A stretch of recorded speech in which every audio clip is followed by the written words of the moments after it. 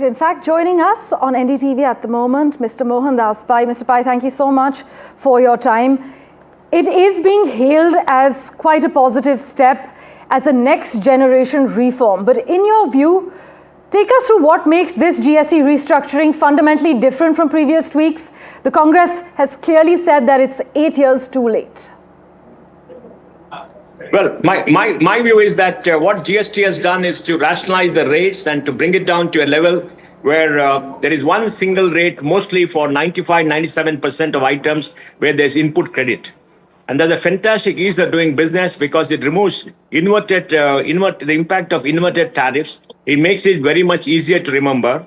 There's a 5% tax on a large number of commodities, which is just to put them in the tax net. There's no input tax for that. And there's 18%. So there's uniformity and a small number. I think it's fantastic. Probably about 150,000 crores to 180,000 crores has been reduced. Because, we had the cess of 160,000 crores. That's gone, except for a few items now, which have come to 40% from 28%. So I would think in the monthly cess of 12,000 crores, maybe 2,000 to 3,000 crore remain.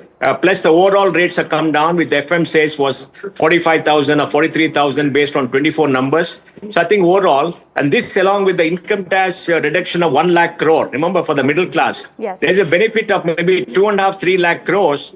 And along with the reduction in the interest rates of 100 basis points, possibly more, we're going to have 1% of GDP in the hand of consumers. That is very good. And that reduces costs. Remember, the big concern that people had, including you in the media, was the fact that the middle class was not saving enough and they were getting into debt because debt was going up. Somebody 2 days back wrote a report that consumption has been higher than savings rate in assets. And now, we see this amount of money come in the hands of people. So people will pay down the debt, they'll consume more, and there'll be buoyancy, there'll be ease of doing business. Cost of doing business hopefully will come down. And I think it's fantastic. If you have to grow to a $10 trillion economy, we must make sure that business focuses on output and competition and export and sales, and not on unnecessary compliance, harassment by tax people, etc. So overall, I think this is fantastic, a great reform and transformative. All right. And with the projected revenue loss of 48,000 crore rupees, sir, do you see this as a gamble on consumption-led growth? What is your opinion? Look, the budget of the government of India is 50 lakh crores. Budget of the states is 60 lakh crores, 110 lakh crores. 50,000 crores is neither here nor there.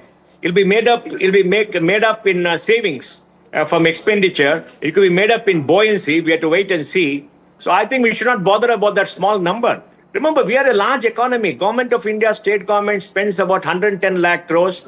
They probably get taxes of about 18% of GDP. 18% of GDP should be something like about nearly 60 lakh crores. And that's enormous amount of money. Just 1% is very small. So I don't think we should bother about it. Right. We do understand that daily use items, meanwhile, like toothpaste, ghee, paneer, are moving to a lower tax bracket. Luxury goods, meanwhile, are attracting about a 40% tax. Electronics, as far as luxury electronics are concerned, they'll be taxed at 18%. Would you argue this is a balanced approach, or as some argue, an election pitch? No, it's not an election pitch. It's a very balanced approach. Like Ephraim said, they've been working on it for 1.5 years. And 1.5 years. If they wanted to do it, they would have done it before the elections. But it's a balanced approach. The time has come because now we have moved on to GST. Everybody has come. So I think it's a balanced approach and the right thing for the country. And now we have to grow economy, and we have to make sure that taxes are equitable. And it has come. It's a fantastic management of the tax structure in indirect taxes for the last many years.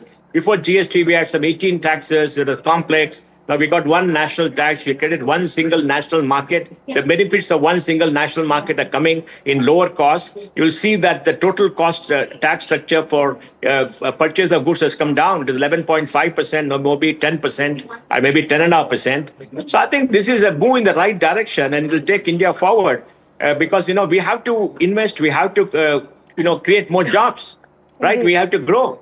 We got a big challenge of going up to 10 trillion, and this is a great input to take us up, and I think it's fantastic. Right. Let's just revert to something that you briefly touched upon. You spoke of ease of doing business. How much of this reform is about ease of doing business, and how much is it about the ease of living for the common taxpayer? Well, that's an interesting question.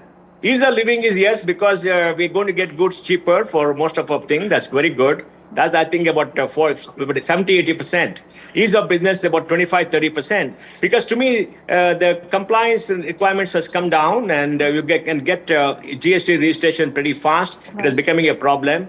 But the second part is we must make sure there are no unnecessary GST litigation. Remember the big thing about Infosys, they try to slap 33,000 crores, they're ridiculous. There's no evidence, nothing, they were fishing. Now all that must be stopped. You see, in our cost of capital, India is the only country above 4 trillion GDP where it is 12 to 14%. And a large part of that, 3.5-4%, is because of the India risk premium. The India risk premium partly is due to compliance, tax litigation, and lack of certainty in litigation. I think all of that should come down. So I think, this will go a long way. That should be the next step for the GST Council and the Finance Minister to make sure that litigation comes down and we get, cases settled in 3 years. That will really help improve ease of doing business and complete the jigsaw. Meanwhile, Mr. Pai, several health and education-related items have either been exempted or moved to 5%. Are you optimistic, and can we expect more sector-specific reforms ahead, whether it's sectors like real estate, education, tech, or even digital services? Well, there are small things there because, there are many things on the ground which irritate people. I think they have to sit down together and work it out. But what has happened today is certainty and a very big move forward. We cannot get a perfect system because, the best system is a compromise between the great and the good. So we have a good system. Do you have a great system? No. But we have a good system. It's much better than what we had. And I think fantastic. So I think we should rejoice in what we have. And after we feel happy, maybe next month we'll come back and say, these are some of the small things to be done. Well, I guess we will reconnect right here then next month, Mr. Yes. Pai. Thank you so much for your time and joining us with your views. Thank you. Bye-bye.